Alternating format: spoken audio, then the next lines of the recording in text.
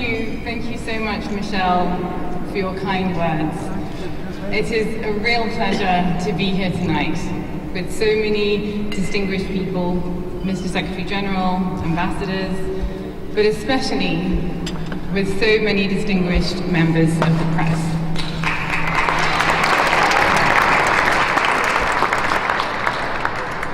I am from a family of journalists.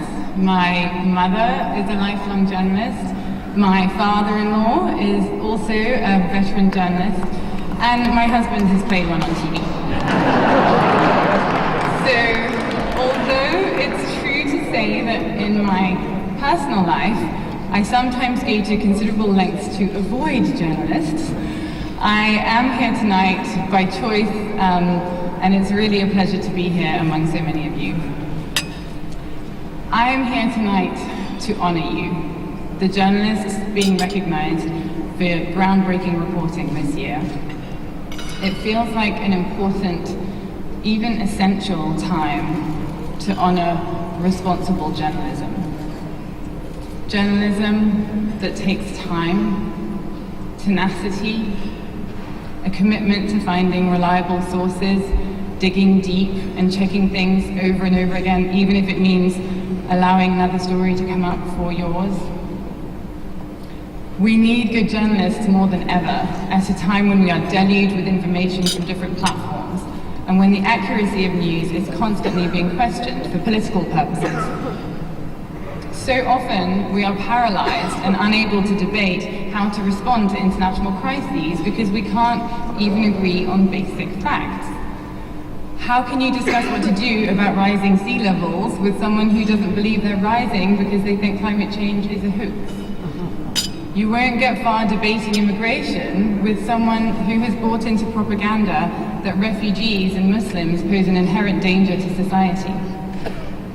We do not live in a post-truth world. We just need news that is based on truth. And for that,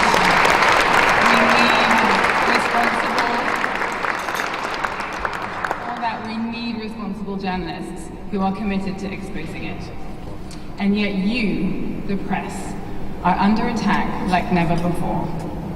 You are being jailed at a higher rate than ever, and you are dying while covering wars, not just because you walk unarmed into some of the most dangerous places on earth, but because you are being targeted for exposing crimes committed in war, for speaking the truth that perpetrators find the most difficult to hear. As we sit here tonight, 2 innocent reporters sit in a jail cell in Myanmar.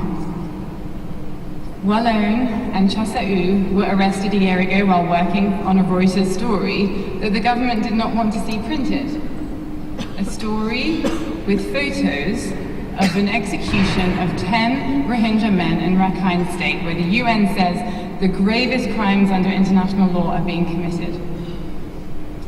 A policeman tricked the journalists into coming to a cafe, and when they got there, he handed them rolled up documents and said, "Read these later when you get home."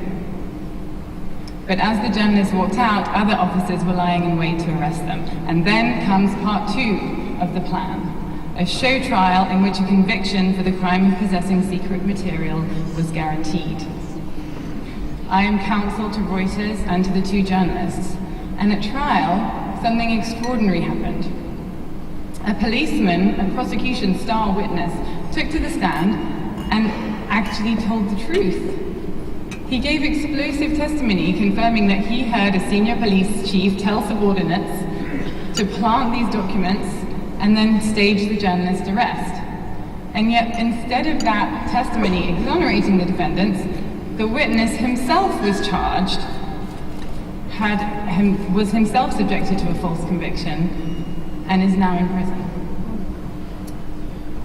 In locking up these 2 journalists and a whistleblower, the authorities are of course signaling to others what can happen if you dare to tell the truth. The chilling effect is real, and it has already been felt not only in Myanmar but further afield.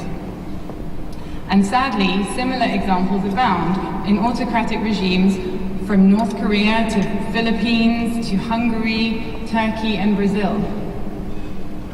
The US president has given such regimes a green light and labeled the press in this country the enemy of the people.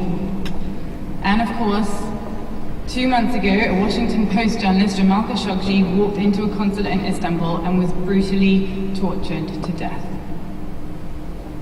In many of the cases that I have worked on, too, I have seen journalists and opposition figures ruthlessly targeted so that they can no longer criticize leaders or run against them in elections.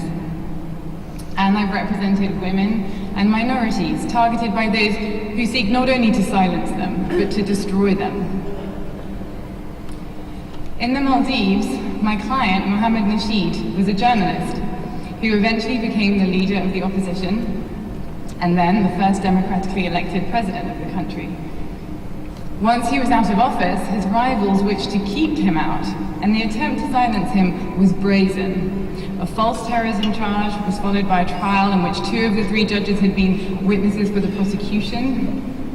A conviction and 13-year sentence ensued and prevented him from running in the country's presidential elections.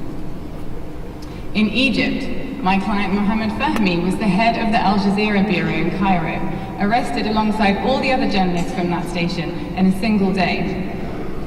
False charges of terrorism and spreading false news, fake news, was followed by a trial filled with farcically irrelevant evidence, and yet ultimately led to a 3-year sentence.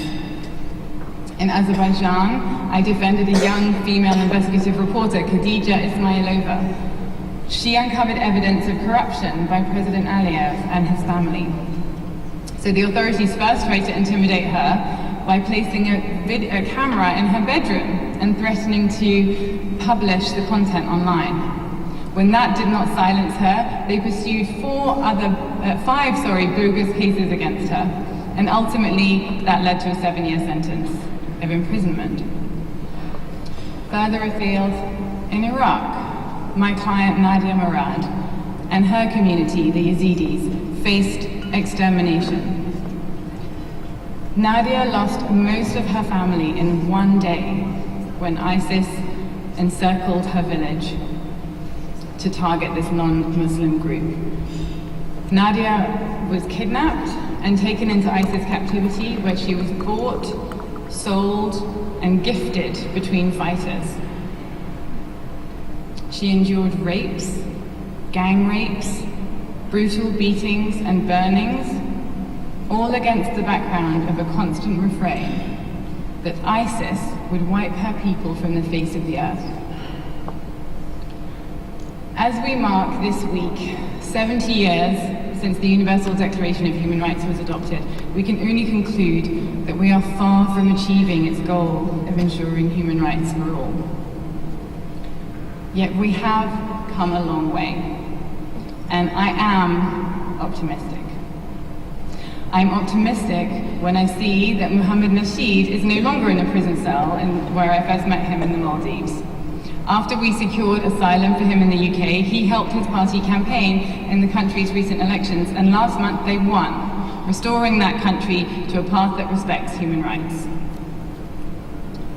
I'm proud to watch former Al Jazeera journalist Mohammed Fahmy, whose pardon we secured from President Sisi, now free and working as a human rights campaigner and advocate for the release of other journalists who are still in prison.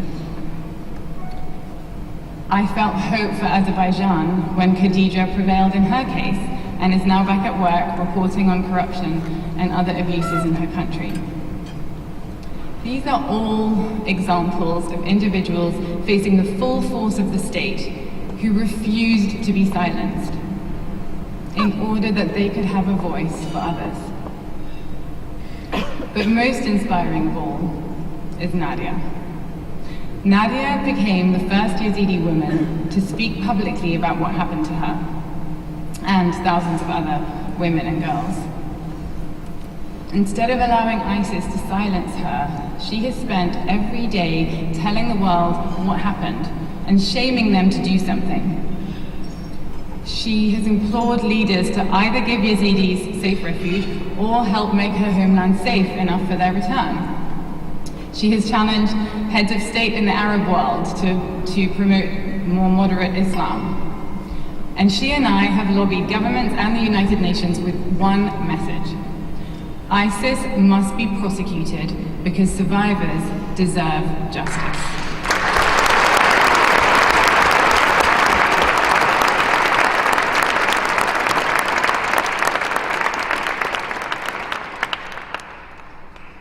After a long advocacy campaign, Nadia and I sat in the chamber of the UN Security Council and watched finally 15 hands go up to adopt a resolution that would send a team of UN investigators to Iraq.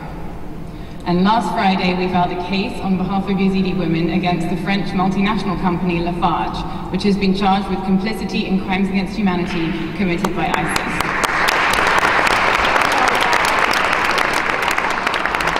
And in 5 days' time, I'll be in Oslo to watch Nadia step up to a podium to collect a great honor, because she is the recipient of the 2018 Nobel Peace Prize.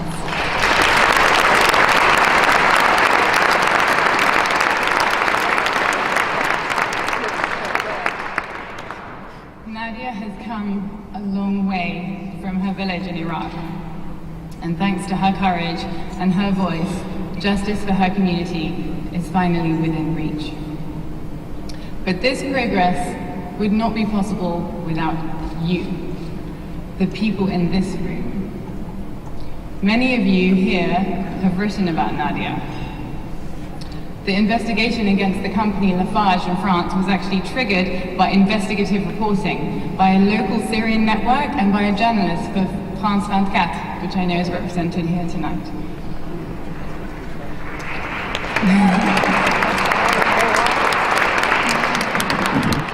Many of you report on the crimes being committed in Myanmar and document the reasons why journalists being held in its prisons should be released. I also want to recognize the role of the UN, which reported on each of these journalist trials and intervened to call for their release. It's the UN's investigators who told us that crimes committed against the Yazidis amount to genocide. And it's the UN Security Council that now has a team there gathering evidence for future trials. I would also like to thank the UN Secretary-General for his personal commitment to supporting these cases.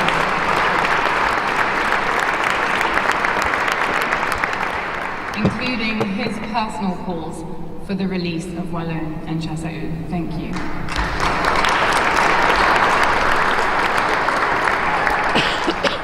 Now, there are two other people in this room who I would like to mention as well. Two who are very close to my heart and who exemplify the values that we are celebrating here tonight. My father-in-law, Nick Clooney,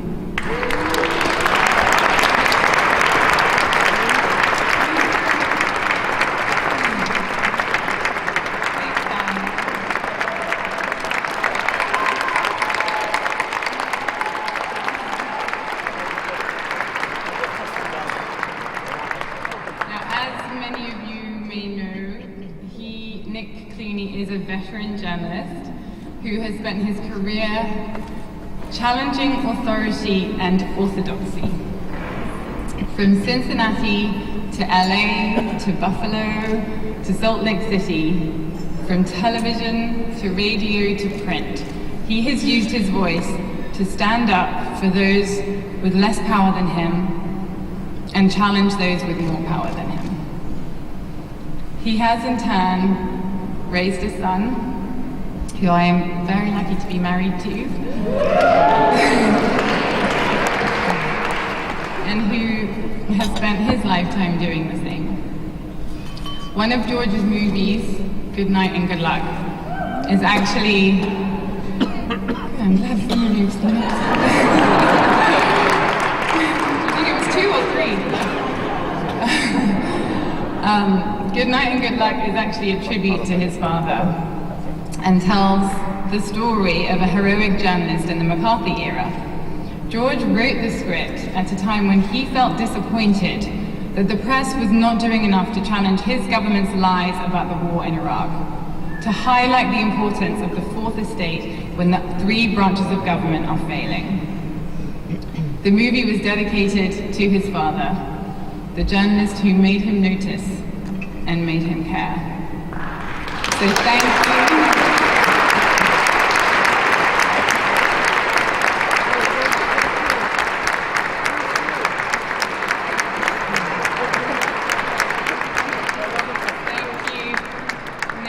For your honourable work and for raising such an honourable son.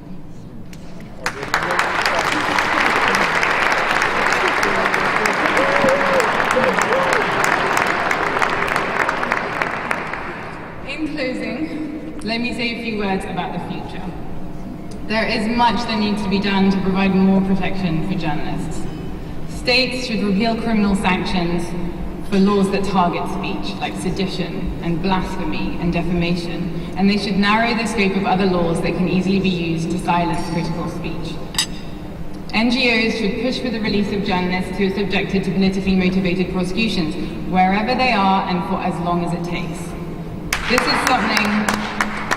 something that George and I are actually focusing on through our foundation's Trial Watch program, where we're going to be monitoring trials of journalists around the world, report abuses, and fund legal representation to assist journalists who are unjustly.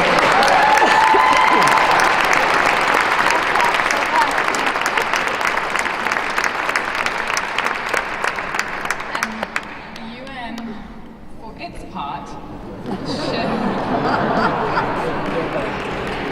should establish a standing panel of experts who can be on call to investigate credible allegations of serious human rights abuse, including crimes committed against members of the press. Yes.